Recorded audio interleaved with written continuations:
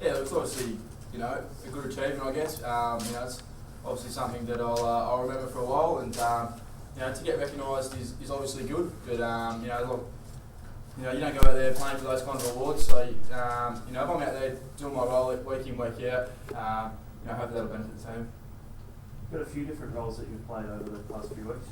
Is that one of your strengths, do you reckon, your versatility? Yeah, absolutely. I think, in today's game you'll be able to play in a number of positions, and it certainly, it doesn't hurt in getting your way into the 22 each week. So I think, having that ability to play, back, forward, and through the midfield as well is something that will, help me continue with getting games throughout the year. Where would you want to settle, do you reckon? Oh, look, I'm happy to play anywhere. Like I said, as long as I'm able to do my role, and wherever Brenton wants to put me, I'm more than happy to play. But look, I think forward and midfield is really where I play my best footy. From where you're coming from and where you're at in terms of your career, did you pencil in how many games or a goal in terms of the involvement you wanted to have this year? No, look, not in terms of how many games I wanted to play and so forth. It was more about as long as I was going week in, week out, trying to put the best performance I could out on the park, whether it was at SANFL or AFL level. I just thought that'd hold me in good stead throughout the year. Did you surprise yourself with 6 snags? Yeah, look, absolutely. I wasn't quite sure how many I had really, but just to go out there and I was lucky enough to be in the right place at the right time with a few of them, and it was good to get on the end of a couple as well. So did it feel a bit like Christmas out there where the ball just kept coming to you? Yeah, look, absolutely. Like I said, it's one of those days you have sometimes, and right place, right time, and it just seems to come to you. So I think it was just one of those days, but no, look, it was an outstanding effort for the boys, and obviously I don't get it down there. So it's just as well. After all the emotion from that win for yourself and also for the team, how do you guard against a letdown this week? Yeah, look, I think obviously that win brings a lot of belief into the group, which we've been really trying to build over the last 6 and 7 months. So I think we're focusing on this week really heavily, and there's still a key number of areas that we need to really tighten up on and get a good grasp on going into Fremantle this week.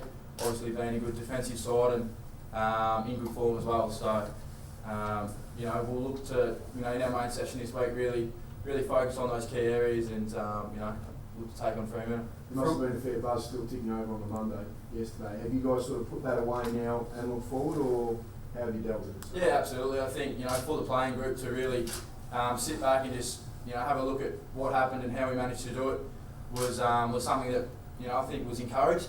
But also in saying that starting from today back at training, we're really we've had our game review and we're really focused now on Saturday afternoon against Fremantle. From the early days in Mildura, has there been any one person that's sort of been contacting you all the time and encouraging you or guiding you in some way? Yeah, look, I think you can't go past your family. Being out of home and everything like that. My dad is probably my biggest critic, but also my biggest fan as well. So he's someone that every night after training he'll ring me and give me a call, even when I spoke to him an hour ago. So he's really one that's looked after me as well, and also living with Paddy Dangerfield as well. He's been a big influence on me on and off the field this year as well. What's your dad's name? Did he play football? Dad's name is Tim, but look, he played junior football and a couple of rep sides, but was never really quite to that level. What sort of stuff have you picked up off Danger? Oh, just how to go about it.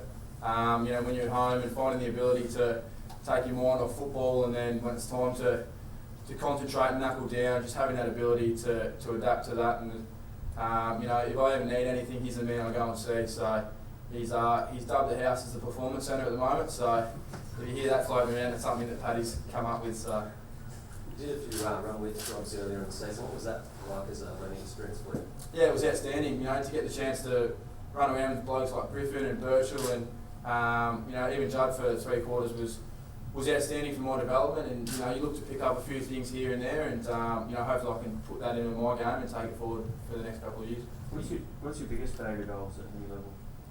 I don't know. I kicked 8 as a junior, but that's going back a while now. So 6 would be the biggest for a long time. Who was the team that you played for when you kicked 8? I was Mildura Demons, just the local footy club back in Mildura, and I was under 14s even, so it was a while ago. Were you nervous at all out there? Like there's that shot that you had on goal from about 30 out. A lot of people would have got nervous, but you just slotted it straight. You looked really composed out there. Were you telling yourself to be composed, or that's just how you are? No, look, I think I've got a set shot routine that I've worked on over the pre-season with Tate Cadleser and Heath Uni. Have really helped me in that. So I just feel that I can stick to my routine. Everything else goes aside, and hopefully I can just kick it through the big sticks. So, but no, look, I think having my routine really helps me just calm down and just focus on what needs to be done. I was reading this morning about how you spent draft day. Can you tell us that story and about why you ended up in a motel with your parents?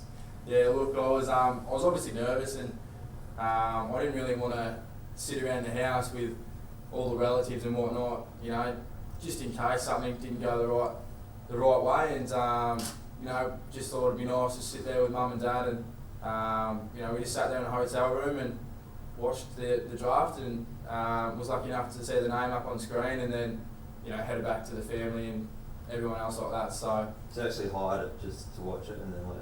Yeah, pretty much. So it was just to get away from all the hype and whatnot, and if it was to be, it was going to be, but if it wasn't, well, we could just go back on with life. What was the hotel or motel? Oh, look, I'm not even too sure, to be honest. It's a new Mildura? Yeah, it's a Mildura hotel that one of the guys looked after us and just gave it to us for a couple of hours, and that was it. So Hourly rates. You don't still do that, do you? Nah. You got any idea who the Kerridge is on Twitter? Is it a mate or something? No, look, I honestly don't have any idea, but I'd love to know who it is, so you guys can find out.